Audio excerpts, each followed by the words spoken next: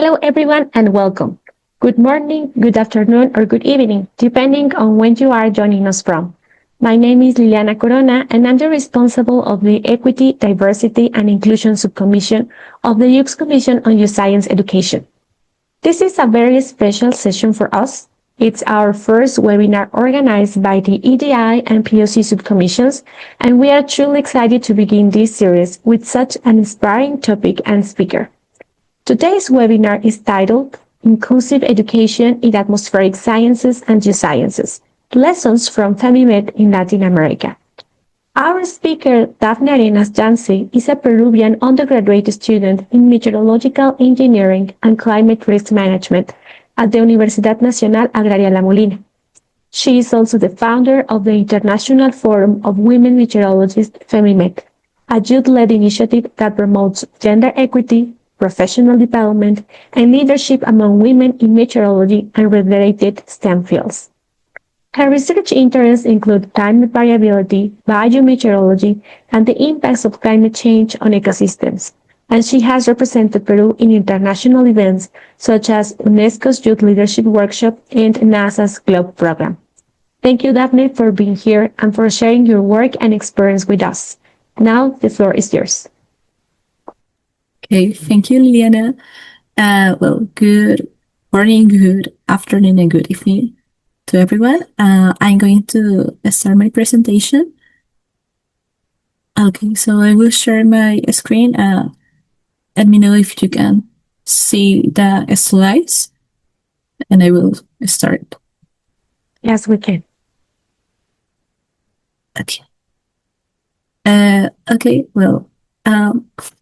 Hello, everyone. As Liliana mentioned, I am an undergraduate student majoring in meteorology here in Peru. I am as you can see in the slide and also in my background, I am the founder of the International Forum of Women Meteorologists. And today I'm very honored to be here to present our work. The presentation is titled Inclusive Education in Atmospheric Science and Geoscience, Lessons from FEMIMET in Latin America. And today I will talk about how the importance of inclusive education, how inclusive education in meteorology specifically can transform not only a classroom, but also a whole community. And I will explain how FEMIMET is helping to make that happen. So first of all, as I mentioned before, the International Forum of Women Meteorologists, one of the first questions that you can be asking or you can be wondering is why meteorology matters or what is meteorology? Well, meteorology, as you can see in the picture, is also seen as the science of the weather, but is much more than that. In meteorology, we study all the physical processes that happen in the atmosphere. One of the applications, of course, is weather forecasting. I think is the most well-known application of meteorology. But it has another disciplines related to meteorology. It's the founder for climate resilience, for agriculture, and for this disaster and climate risk management in our region. Meteorology is related to our daily activities. And we need to know that accurate weather and climate information protect us, protect farmers, coastal communities, and health systems, especially in a country like Peru, that is a vulnerable country to the impacts of climate change, as we have 38 types of climate. And meteorology is very important and is an urgent topic. Despite its importance, as I mentioned before, and this part is different applications, meteorology unfortunately remains an invisible science, especially for young women. Also, I want to talk about the situation in Peru. Looking at this data, that is talking about a total number of researchers in Peru, 34% are women. Another interesting fact, as I mentioned before, we know that meteorology unfortunately remains like an invisible science, but in Peru it's a different situation because there is only one university in the whole country that offers a degree in meteorology. And also, aside from this, in meteorology, until the last semester, I think, we only had like two female professors in the whole department of meteorology. So looking at this data, we need to do something, and because this number reflects structural barriers, but not lack of talent. Many girls have never heard about meteorology as a possible major, as a possible career. And those who often do feel unsupported. So looking at this data, this became the starting point of a bigger idea. So how FEMIMET began? Well, it all started last year. I received a scholarship to do an academic exchange in Argentina in August. Yep. And I was doing my academic exchange in the Universidad de Buenos Aires. And there the situation was very different. All the classrooms in the classes that I took were filled with the majority of the students were women. Also, it happened the same looking at the professors. The majority of the professors also in the atmospheric science field were women. And when I was comparing this to what happened back to my university back home, I realized that the situations were very different. There was like a whole contrast in this situation. So when I was still there in Argentina, I wondered and I asked myself a question that is, what if we create a space where young women in meteorology can see themselves represented, supported, and inspired? This was like an idea that I had, and I talked with my classmates, with my professors, and they felt inspired by this idea because it was like initiative. It was the first time doing this in our university, and especially for meteorology, that it wasn't very, even though we only have like one university that offers this program, it is still quite unknown. So when I talked about this idea, they were very excited to be part of it. And in September, I think, in September, we have one of the first virtual meetings presenting this idea, and this was the start of everything and how FEMIMET was born with this idea.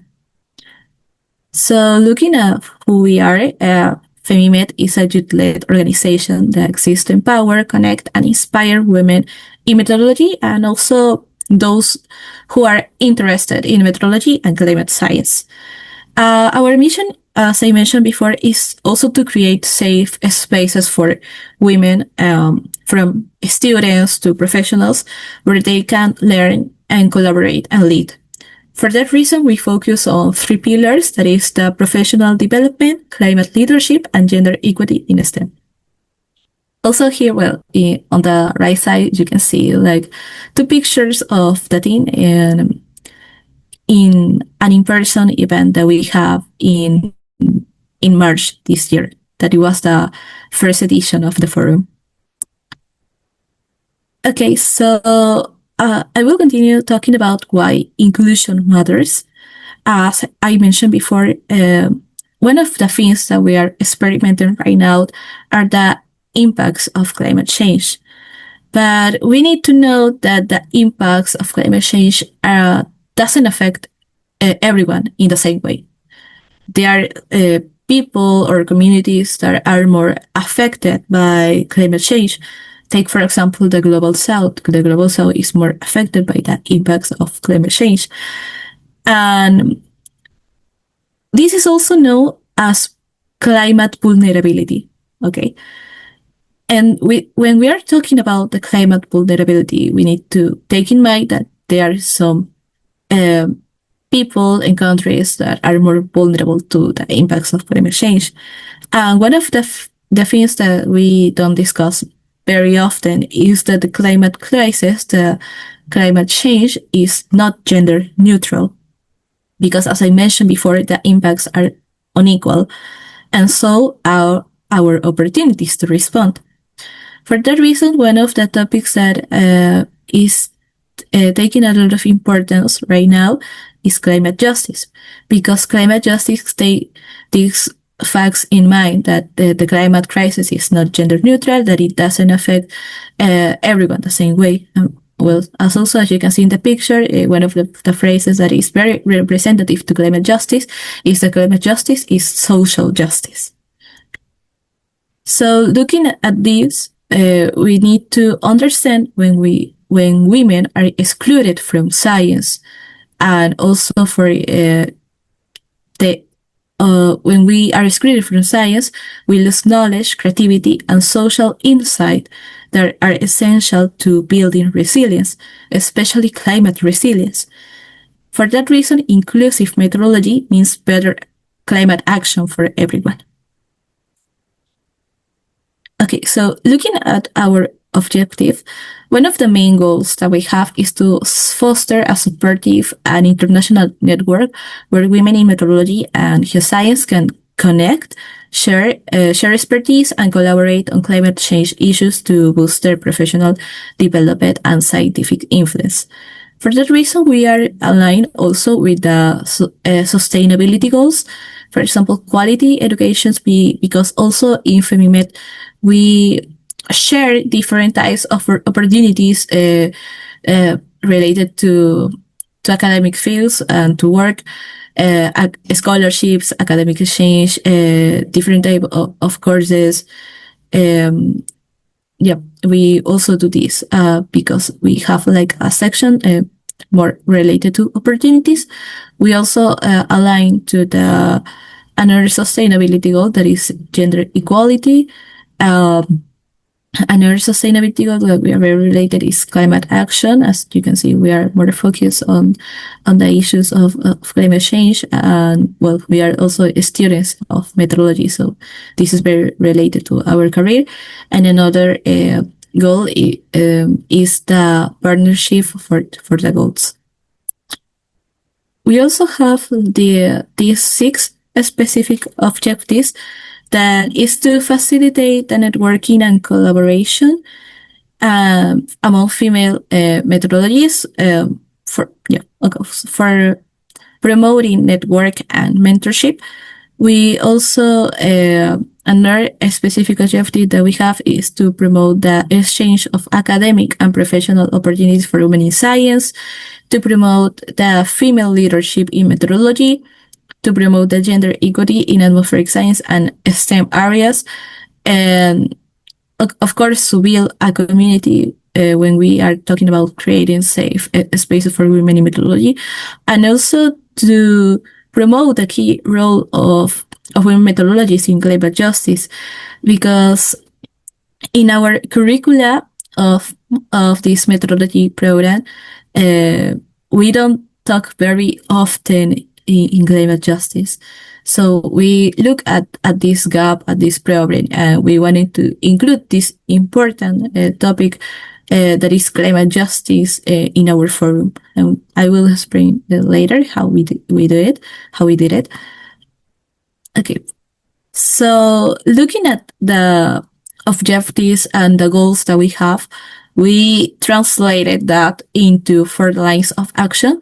That is, this first that you're looking at the slide is to train young leaders to create new opportunities in their communities, to encourage active participation of women in meteorology, and democratizing access to scholarship and programs from the Global South, and to integrate climate justice as part of the scientific education, as part of our education in our curricula.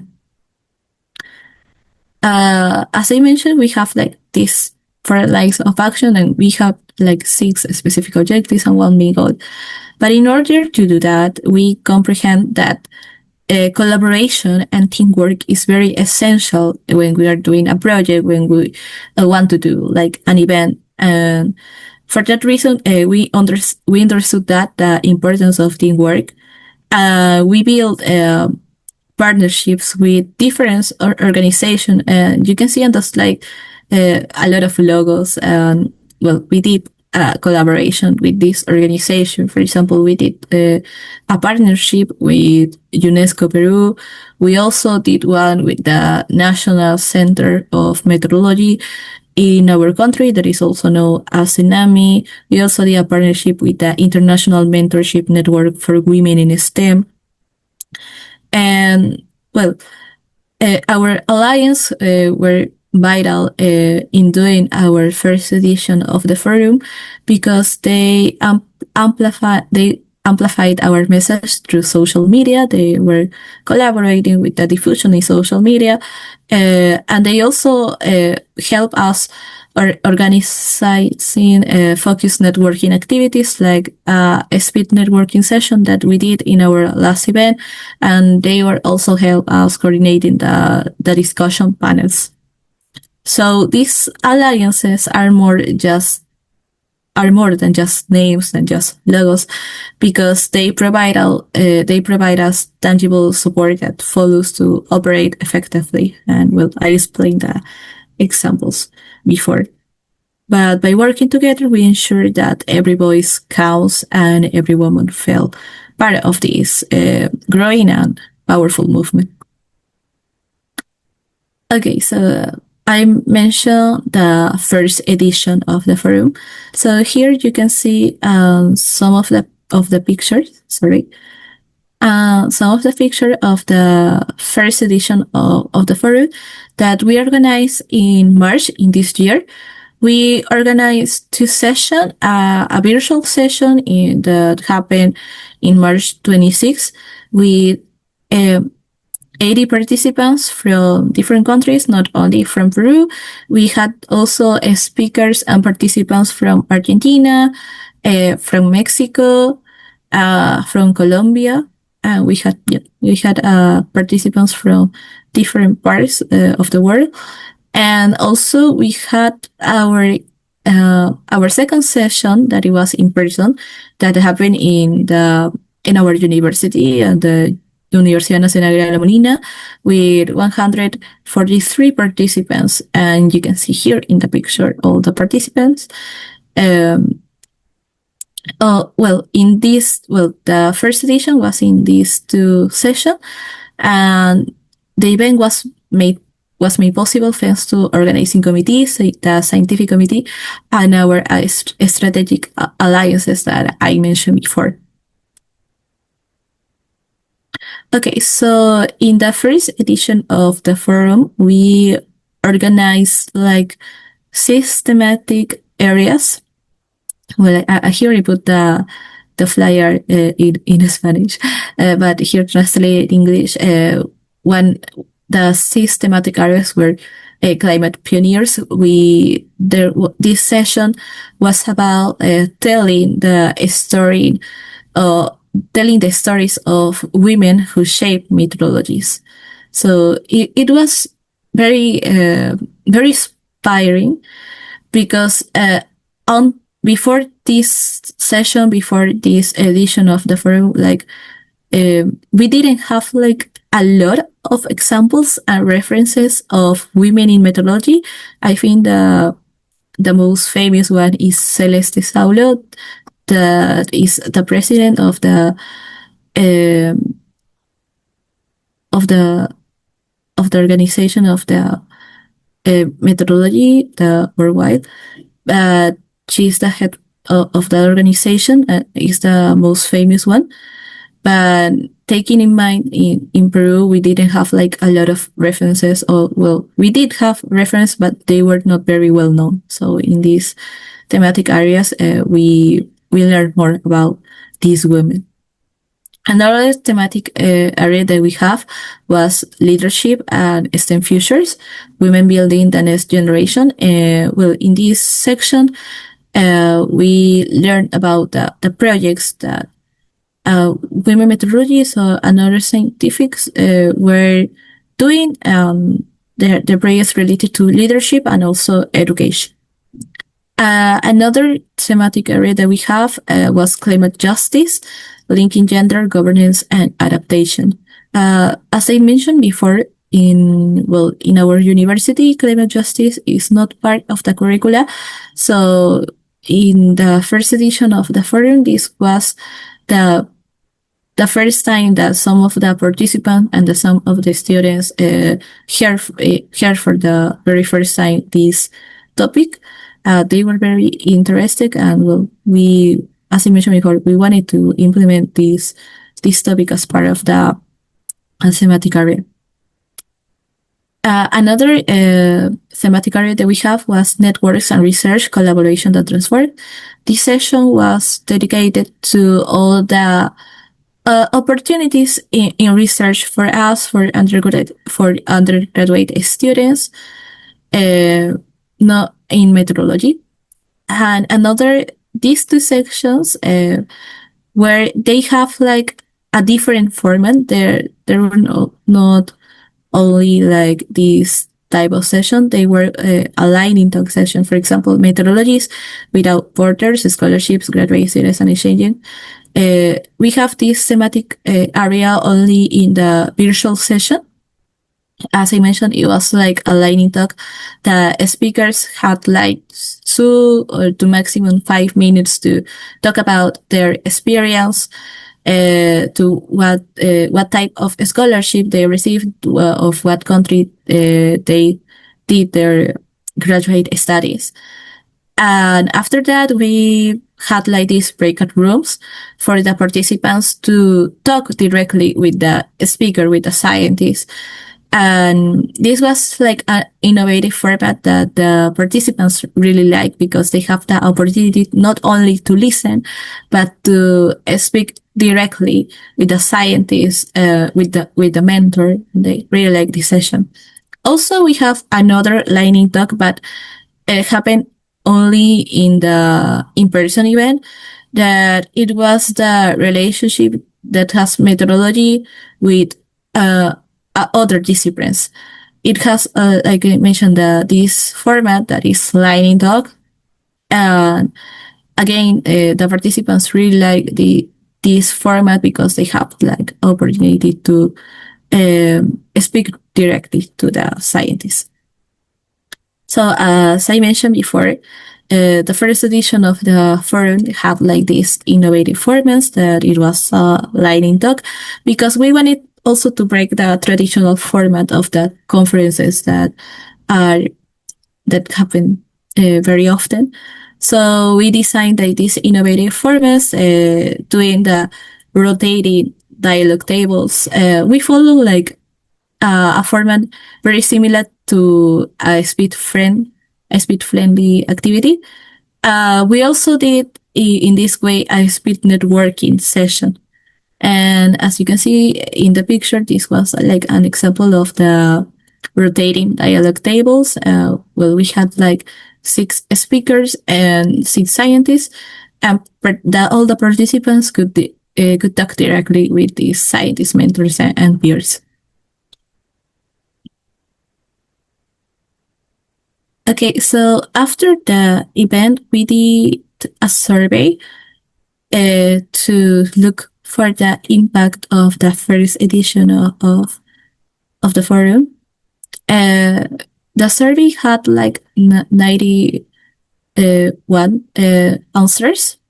These are some of the questions. I put like 2 questions, but the survey had more. And when looking at the survey, we realized that some of the results show that 68% were undergraduate students. Also, surprisingly, only 44% study meteorology. The other percent were from another majors. For example, 21% were from environmental engineering. That is kind of related. And also, when we asked them about the formats that we had in the first edition. 68 value the keynote talks, the conferences, but 48% really like the dialogue session, and 39% really like the networking session. Also, we had like another question that it was free to answer. They have to put their opinions.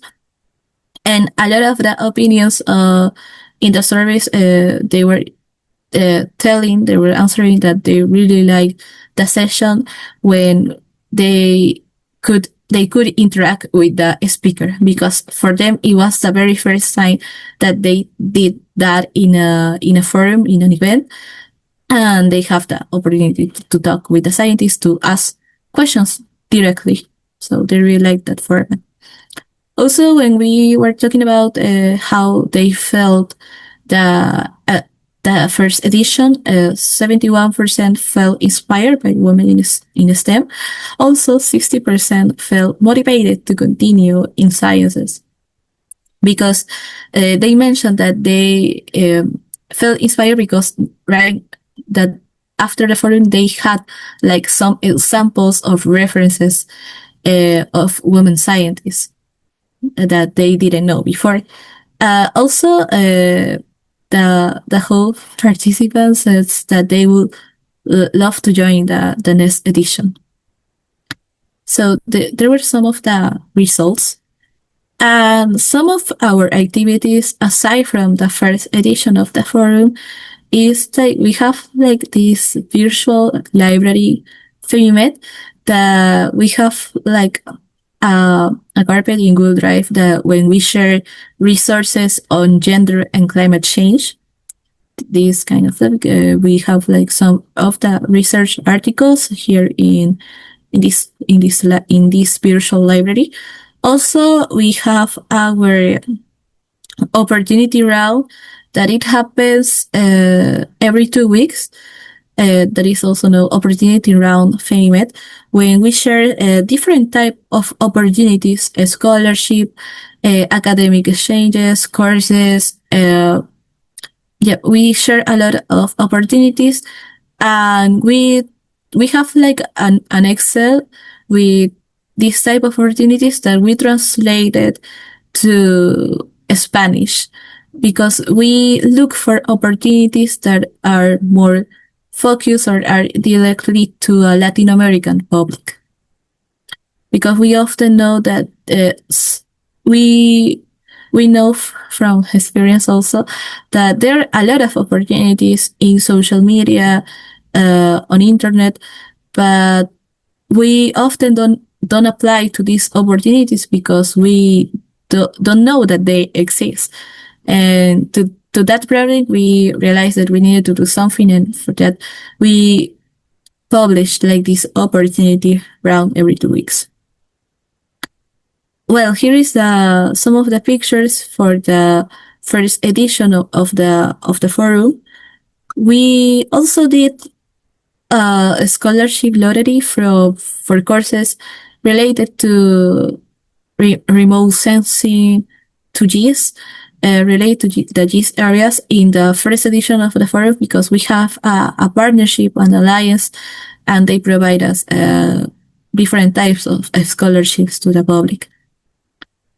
Also, aside from the survey that we did to study the impact that the first edition of the forum had, we also had another survey to do to analyze and to know better the situation in meteorology in our university. So I'm going to talk about this in the next slide. Okay. Another ongoing project that we have right now is the ping pong interviews related to internships and employability.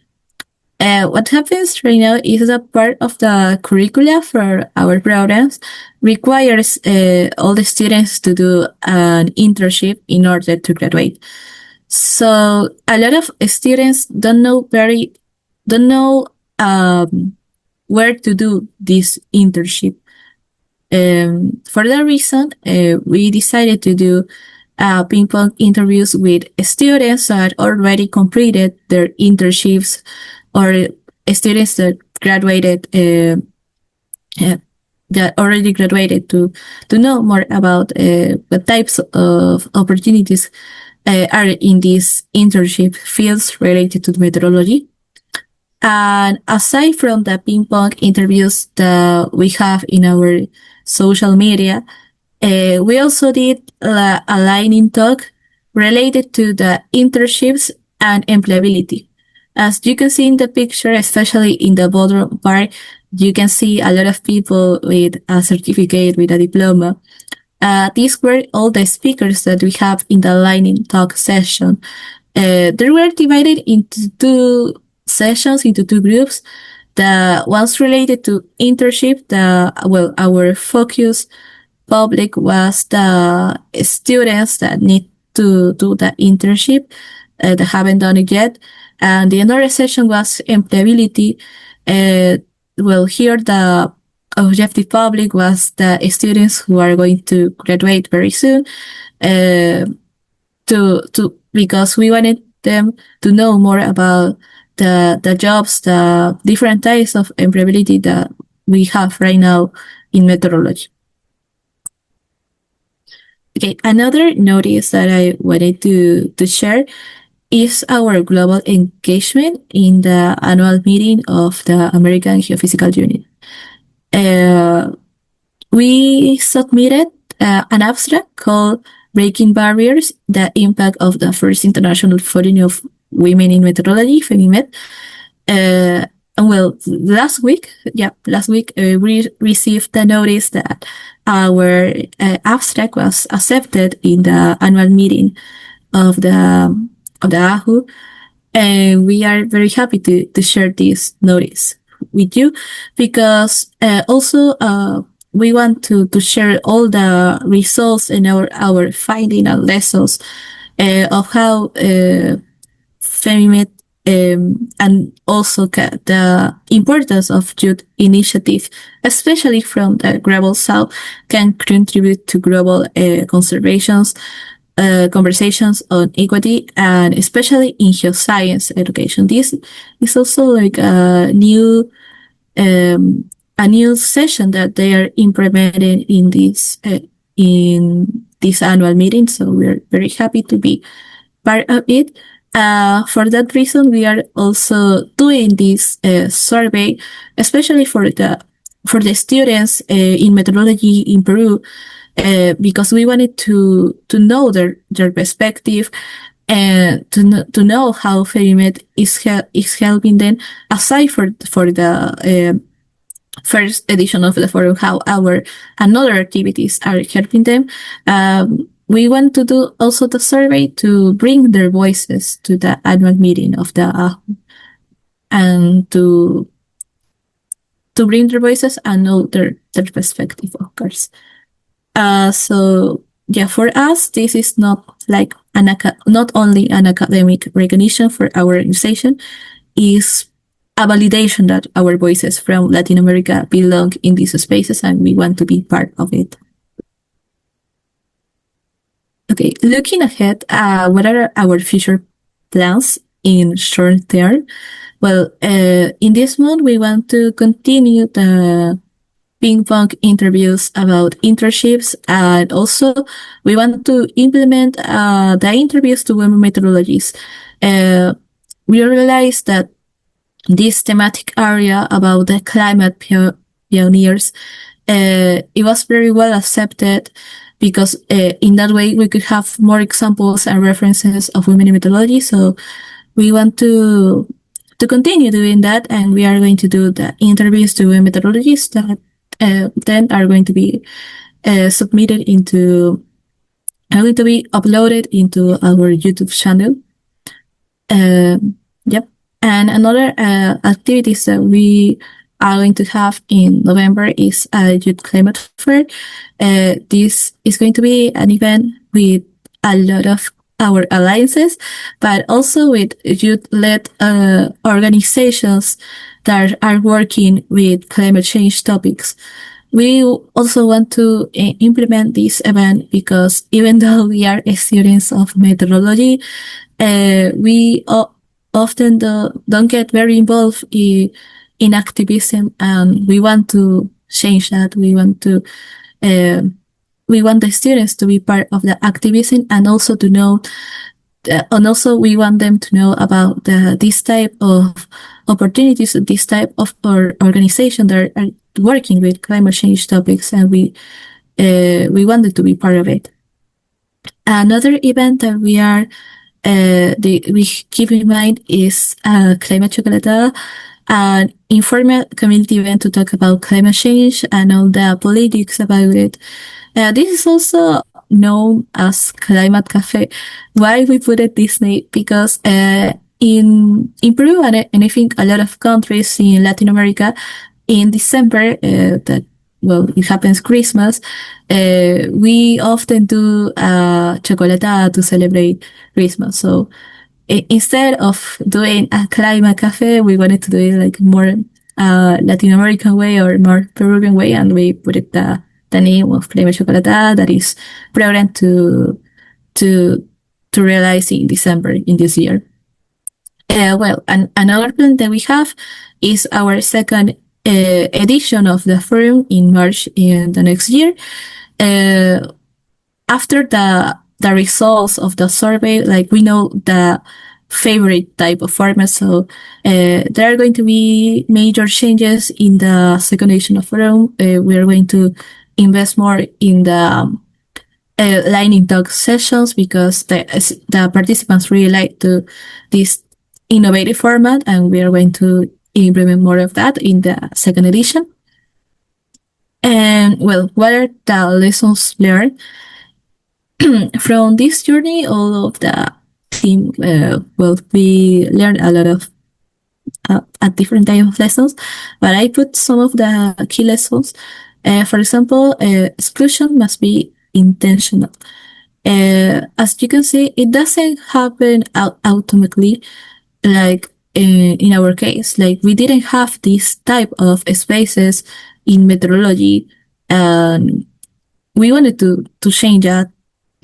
And we changed it by create if you don't have like this type of spaces, you can do like a similar way. If you look at the prairie at that gap, you can create like a space as we did to create a safe space for meteorologists. For the reason we know that it doesn't happen automatically, but we can do it in our own way. Another key lesson that we learned is that representation inspires. After the survey, like a lot of people respond that they were very inspired by the work that these female scientists were doing, and they were inspired to continue with their studies. And this also show us that representation inspires, because before this event, we didn't have like this type of examples of women meteorologists, and this event, the first edition, helped us to visibilize the work that they were doing. Another lesson that we learned is that local actions can grow into global impact when you lead with purpose. We have like a well response in the first edition. As I mentioned, we have participants from different parts of the world, and right now with our abstract accepted to the AHU section, we are very happy to be part of these international spaces, also to bring and amplify our voices, that we are our voices, and that we are doing here with FEMIMET. So we didn't imagine all of the impact that we could have with FEMIMET at first, but right now we are we're very inspired and thankful to these type of opportunities, to be part of these international spaces. I wanted to finish my presentation with a phrase that is in Spanish because, well, my native language is Spanish. Well, in Spanish, this phrase is juntas construimos una meteorología inclusiva, justa, visible y poderosa. And translated to English, it will be together we are building an inclusive, fair, visible, and powerful meteorology. We are FEMIMET. Well, this is a picture of some of the team. And I think that would be all of the presentation. If you want to know more of our activities, you can stay up to us in our social media. And also here there is a QR to our WhatsApp group where we share different types of opportunities. And that will be all. Thank you very much for your attention. I will be, if you have any questions, I will be happy to respond. It can be in English or you can ask me in Spanish, no problem. So that will be all. Thank you very much. Thank you so much. It was really very interesting.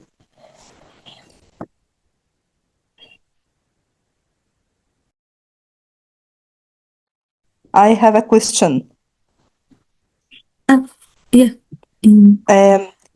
You mentioned that this initiative or this female initiative for only Latin American.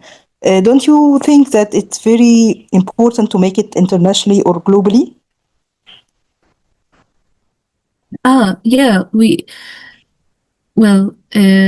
as I mentioned, we first did like this type of initiative in Peru because we look at this gap that we didn't have like these spaces, and then when we did the first edition, we shared this edition to another countries and we focus more on Latin America. But yeah, of course, I agree that we can make it globally, and I think that the thing that you said can align more with the opportunity that we have right now in the annual meeting of AHU. We are taking like a step to a step, but yeah, we one of the goals that we have in a long term is to do it globally right now. So I think many of females in Africa and Arab world will be very interesting to share their experience and to make a professional academic cooperation with this initiative. Oh, that would be really inspiring and helpful to do this collaborative work, because one of our goals is to do this type of forums, this type of editions, not only in Peru. For example, we would like to do like a FEMIMET session in another country, but we right now, like, as we only have like less than a year that we have like less than a year that we created this initiative. We didn't know like how to do it. Right now, I think in the annual meeting of the AHU, maybe we can do that to tell that we want to do this kind of initiative in another countries. I think this space, for example, this type of meeting and another can be really helpful to that, because we really love to see FEMIMET around the world. Sure. Very good job. Thank you very much. Thank you. Daphne, I have another question. I mean, you develop this initiative developed a lot of activities, and you're telling us that, and it's very inspiring. But of course, I think there are more challenges. What has been the biggest challenge you face in the creation of FEMIMET? That's a really interesting question. First of all, I think one of the biggest challenge that I had personally was to create or not this initiative. I wasn't very sure because I was afraid of how if it will work, if it will have like a good response. Because it was the very first time doing that, and like it was the first time that I will do it on my way. It was I think after this initiative, I took like more like a leadership role. I think that was one of the biggest challenges to create it or not, or to continue doing the activities, especially for me. But I think after telling my team, my teammates, my classmates, my professors the idea, and when they told me that they were inspired by this idea to create this safe space, I felt motivated enough to do it, to create this kind of initiative. And I think that would be like one advice that I could I think that will be one of the things that I could advise if everyone is interested in creating this type of initiative. I think the majority of us are kind of afraid to do this, to try new things, because it was my first time to try new things and to do like a whole role of leadership. So I think one of my advice is to not be afraid and to do it anyway. Another challenge that I could mention was, I think, a financial challenge. When we did the first edition of the event, we were very worried about the financial, because as we are like a volunteer group, we were struggling in that field. But thanks to an alliance that we have, they don't. We have an alliance with I don't know how to say this. We have an alliance with an organization, and they donate us. They help us with the financial aid, and we first, thanks to that, we could do the first edition, and also we ourselves donated part of our savings in order to do the first edition. So I think that was another challenge. And another challenge I think that we experiment is as we are undergraduate students, of course we have like this academic charge. We have to be good in our courses, to take exams, to study, and also to do our internships as is part of the curricula. But even though all the stress that we have, like we need to manage our time in order to do these activities, because, well, as you mentioned, we have a lot of activities, and right now we are only like 16 people in total, and I am really thankful to my team that we work together, and even though this is a volunteer work, they are very excited, and they're very excited, and they are very hardworking.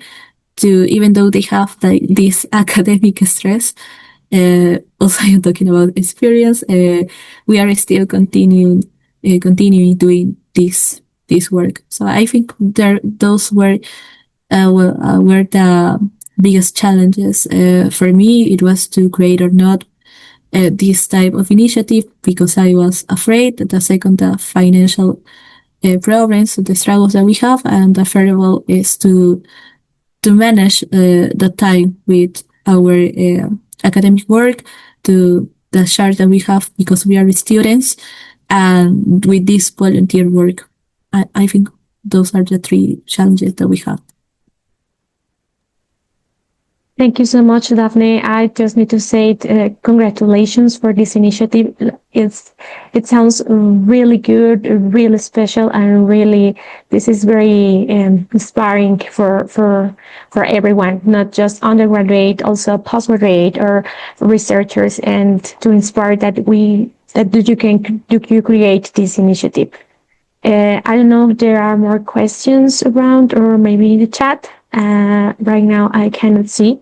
So, well, I think we can close the session. But before we close, I would like to thank you once again for your time and for your valuable insights. And also, I would like to invite all of you people watching us if you want to learn more about the initiatives and programs of the UX Commission on Geoscience Education, you can visit our website at uxcogi.org and following us on social media. And we will continue sharing upcoming webinars and opportunities through those channels. And thank you all for joining us today. Have a wonderful day and see you next time. And thank you once again, Daphne. Thank you so much for inviting me. Thank you.